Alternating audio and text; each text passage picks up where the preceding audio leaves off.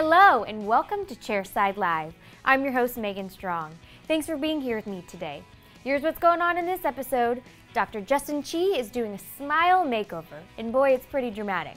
He placed 10 veneers from number 4 through 13 using the new BruxZir Esthetic. He placed these veneers to close diastemata and reshape the patient's worn natural dentition. Let's hand it over to Dr. Justin Chi to see his smile makeover.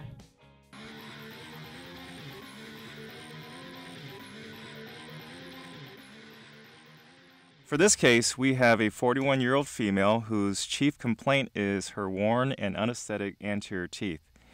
There is attrition from 6 through 11, and also diastemata between 5 and 6, 6 and 7, and 10 and 11. The plan is to enhance her smile with veneers, to increase the size, close the spaces, and also to go much lighter. She wants to aim for a Hollywood BL1 shade, using the next evolution in our zirconia restorations, BruxZir Esthetic. It's a special higher translucent monolithic zirconia that elevates the aesthetics and strength from the current generation BruxZir Anterior. The strength goes from 650 megapascals to over 900 megapascals. I begin the preparation directly through the mock-up. By preparing through the mock-up, I'm able to ensure the final restorations have the appropriate material thickness while reducing tooth structure only in the areas that require it. I'm using the head of a 850-014 burr to create 3 depth cuts along the incisal edges of each tooth. For the facial depth cuts, I first ensure that the tip, which is 0.8 millimeters in diameter, begins the depth cuts at the margins and then gradually connects to the incisal. I place 5 depth cuts on the facial, 3 near the center and 1 along each line angle.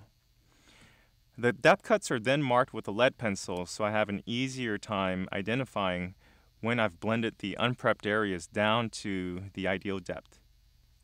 Once the depth cuts have been marked, I switch to a larger 850-018 burr to expedite the finishing of the preparations.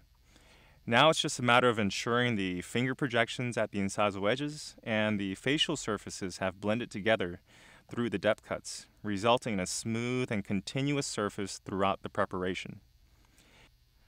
Anytime we lengthen teeth with veneers, a flat incisal edge preparation is preferred for ease of fabrication, smooth path of insertion, and a great adaptability of the restorations to the preparations. The incisal edges have a slight angulation from lingual to facial. For the teeth adjacent to the diastemata, the preps must be extended farther interproximally to allow room for the final restorations to create the desired emergence profiles and contacts. When we prepare teeth, the axial-occlusal or axial-facial line angles typically result in a sharp angle, since the burrs we use create flat planes. It's good practice to round these over to minimize the amount of internal stress placed on the final restorations. To ensure the labial-incisal transitional line angle is smooth and rounded, I use a coarse venous Supra polisher along these aspects at 5,000 RPM. All of the finished margins terminate at the free gingival margins of each tooth. I typically use a dual core technique, but wanted to try something a little bit different. Since all the prep margins are at the free gingival margin, right equigingival, I'm going to place only a size 1 retraction cord along all of the teeth to help displace the gingiva slightly for our final impression. Once the retraction cord has been allowed to sit for 5 minutes, we'll remove the cord and then begin flowing capture light body PVS material along the margins and into the sulcus. You can see with just 1 cord how the tissue has been displaced enough to visualize the margins. Once the light body has been applied, I'll now slowly adapt the anterior triple tray filled with heavy body material to the preps. Once the impression has been taken, we'll then get the patient ready for their provisional restorations. For the provisionals, I'll use a shrink wrap technique using the same putty matrix that we use for the initial mock-up. I first spot etch each tooth with Kerr's 37% phosphoric acid. followed by a thin coat of 3M Scotch-Bond Universal, which will light cure for 10 seconds. Now I'll fill the putty matrix with Tuff-Temp Bisacryl material and then slowly seat that over the teeth to minimize the inclusion of any air bubbles. With the scalloping created on the putty matrix, it's quite easy to remove the excess from the facial with an explorer or scaler. Now we're on to the final delivery, and we need to ensure that the temporary material is completely removed. The temps can be somewhat tricky to remove since they were bonded in. Here I use a slow-speed carbide round burr to facilitate the removal of the bonded acrylic and ensure we reach the preparations beneath. Very gentle pressure at a speed of 2,000 RPM will do the trick.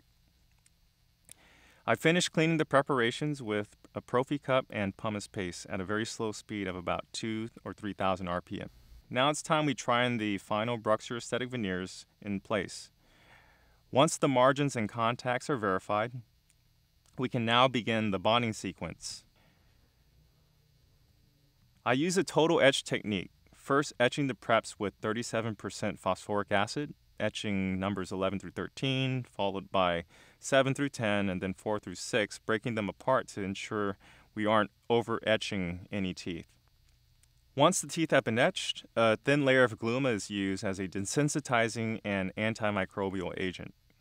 I allow the Gluma to sit on the teeth for at least a minute, allow it to soak into the teeth, and then remove any excess with a dry microbrush. With Gluma, it's important to avoid allowing the material to come into contact with the soft tissue, as it can be an irritant to those soft tissues. After Gluma, I then scrub a layer of 3M Scotch-Bond Universal for at least 20 seconds per tooth to ensure the resin monomers effectively infiltrate any exposed dentinal tubules and into the enamel matrix. These veneers have already been air abraded with aluminum oxide at the lab. After we try them in, we need to now prepare these zirconia veneers for bonding. To ensure we have a pristine intaglio surface for bonding, we scrub AviClean for 20 seconds in each veneer to remove any salivary phosphates that may have adhered during the try-in. Phosphate groups have a very high affinity for zirconia and can compromise bonding. AviClean is a special formulation that effectively removes these unwanted layers. Once the restorations have been washed and dried, we then use Monobond Plus, which is an MDP-containing primer that is the special coupling agent needed to bond zirconia restorations to resin. Now I seat each restoration with Kerr's NX3 Universal Resin Cement. I like using this cement for its handling properties and the fact that it's light cured to set. Since it's a light cured cement, it offers unlimited working time, allowing me to seat all of the restorations at the same time. When all of the veneers are in place, I use orange wood sticks on the facial and incisal to ensure that they're fully seated against the preparations. Once they're fully seated, I tack cure along the margins to hold the veneers in place and to allow for easy removal of the gelled cement. The final BruxZir Esthetic veneers successfully created a fuller, more youthful smile that the patient was extremely thrilled about. With the proper planning, with the diagnostic wax-up, transitioning from patient acceptance, preparation, to final restorations can be done quite seamlessly. Thank you for joining us on this episode of Chairside Live. Back to you, Megan. Thank you for that, Dr. Chi. Well, that about wraps it up for this episode of Chairside Live. On behalf of everyone here at Glidewell Dental, thank you for watching, and I'll meet you right back here next time.